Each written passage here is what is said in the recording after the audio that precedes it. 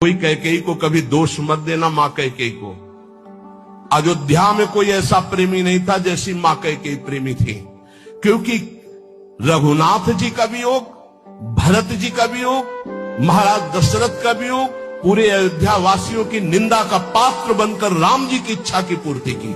ये माता कैकेयी है, दूसरे में इतनी सामर्थ्य नहीं थी। माता कैकेयी जितना राम जी को प्यार करती थी, शायद है उतना कोई अवध में प्यार करता हो।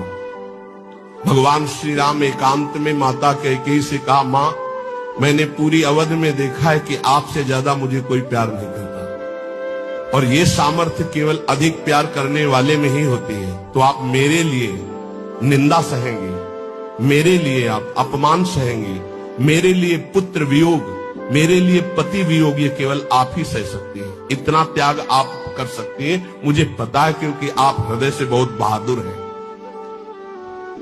देवासुर संग्राम में साथ गई थी कैकेयी जी महाराज चक्रवर्ती सम्राट दशरथ के।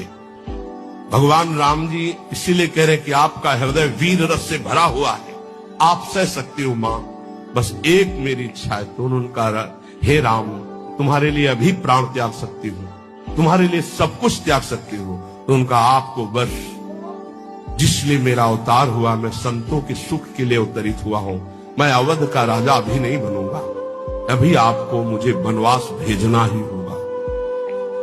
मां कैकेयी ने एकांतिक भगवान की आज्ञा का पालन किया, ये ध्यान रखना।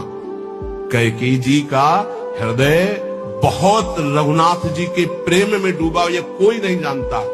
सर्वश्रेष्ठ प्रेम मां कैकेयी का, जिन्होंने अपना अपमान सहा, निंदा सहा, लेकिन राम जी की इच्छा की पूर्ति की। ये अंदर की बात कह रहा हूं। भरत जी ने कभी मां नहीं कहा। जब राम जी वापस अयोध्या आए तो उन्होंने कहा, बेटा तुम्हारी पूरी बात मानी थी, पर मैं एक बात नहीं सह सकती। अपने पति का वियोग सह गए, लेकिन मेरे भरत ने आज तक मां नहीं कहा। बेटा अब मेरी इच्छा एक बार मां कहला दो। तो राम जी जा रहे थे, भरत जी को सूचना मिली कि राम जी ये कहलाने के लिए आ रहे हैं। उनकी जो दशा हुई वो देखकर भगवान वापस हो गए कि ऐसा नहीं, एक बार भी मां। इतना कष्ट सहा माता कैकेयी ने, लेकिन राम जी की इच्छा का पालन किया। ध्यान रखना।